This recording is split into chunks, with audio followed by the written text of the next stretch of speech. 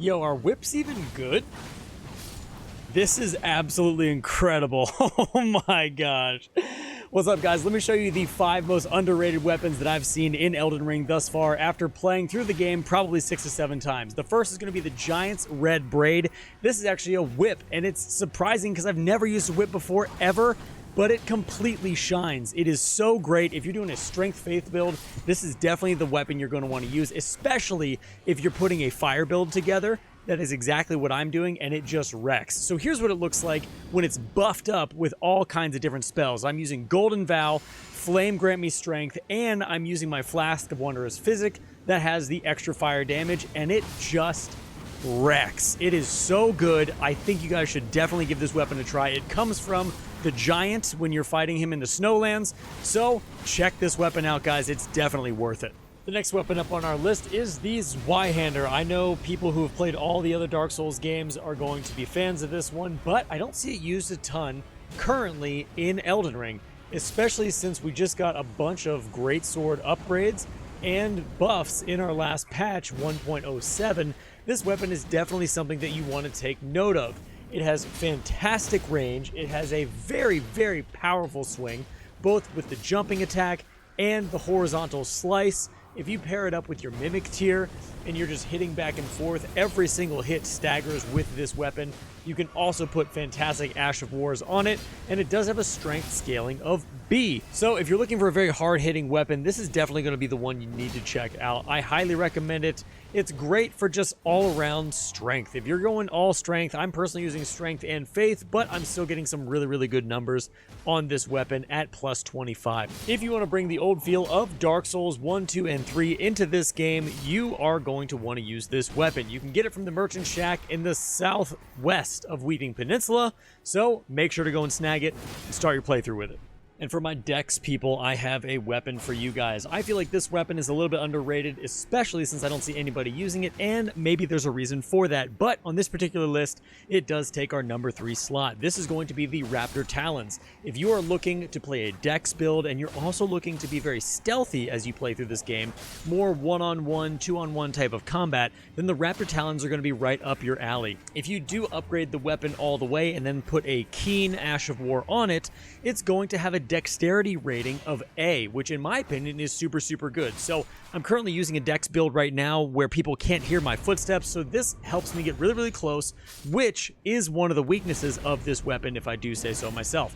I've had to get extraordinarily close to people in order to even hit them. So if you can get really, really close, and if you can remain stealthy in this game and get one-on-one or two-on-one encounters, then the Raptor Talons are going to be great. I put the Raptor of the Mists Ash of War on it, which allows me, if I do get hit, to jump up in the air and then get off a jump attack back onto the people who just hit me. So definitely a really cool weapon. I would definitely check it out. Oh, and by the way, it causes blood loss. So if you put a bunch into Arcane and Dex, this weapon is going to do great for you. And guys, our second to last weapon on this list is the Dragon King's Crag Blade. This was an interesting one for me because I had never actually used this one before in all the playthroughs that I have done in this game. So I thought I'd give it a try, considering I never see anybody using it, and I had also never used it. So it has a dex scaling of B, strength scaling of D, which I'm in a dex build anyway, so this works out perfect for me. It's a heavy thrusting sword, which means you're going to have the same moveset almost as the rapier or any of those swords that you are thrusting forward, so it's very, very good for the one-on-one fights. Now, its Thunderstorm Cloud Form Ash of War is where it stands apart. This allows you to turn into a red lightning ball and go up into the air while doing damage to people around you, and then crashing down in front of everybody to do area of effect damage. It does a decent amount of damage, and it's pretty fun to use, and overall, it's something that is new for me, and I think more people should be using this. It does decently well against bosses, especially with the Ash of War,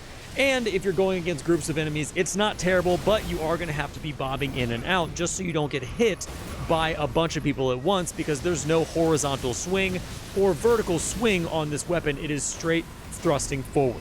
And for our last slot, the weapon that is most underrated in Elden Ring is the Rivers of Blood Katana.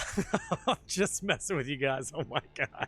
And the last weapon we're going to have on this list is the Cross Naginata. Now, this took me by surprise, and I was very pleasantly surprised because I'm typically not somebody who uses spears in this game. But I saw this weapon, I wanted to give it a try, I leveled it up, and it is great. It has a pretty intentional thrusting pattern.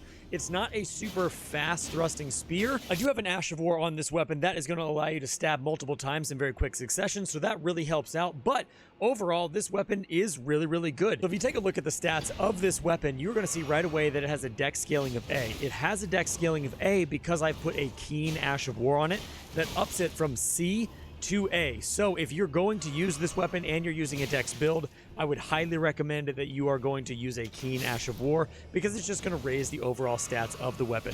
Physical damage is great, the critical is 100, which is also fantastic, and it also has the blood loss buildup of 50, so definitely a quality choice when you're looking for a weapon. One of the aspects of this weapon that I really, really like is the fact that when you do heavy attacks in succession, they stagger every single time, which makes bigger, beefier enemies more manageable when you are fighting in this game. It also has a really good thrust pattern in terms of the horizontal swing and a vertical swing when you have multiple enemies in front of you. Typically, my biggest problem with spears is the fact that you can only hit one, maybe two people at a time when they're right in front of you. That is not the case with this weapon. I really, really enjoyed using it. Now, I know you're thinking, well, it's a spear. How can it be against bosses? I love it. It has blood loss on it, so if you're running a Dex Arcane build like I am, you get a few stabs in there, you get the blood loss perk, and paired with a few other talismans, this weapon really does a great amount of damage very, very quickly. If you pair it up with your Mimic tier, who's also using this weapon, you're just going to bleed the bosses right down as quick as humanly possible, and it's going to go great. So definitely give this one a try, guys. I highly recommend it. Really, really fun to use, and it was a pleasant surprise moving from the typical two-handed weapon or the katana that I'm normally using to a shield and the cross naginata. It was great. Definitely check it out.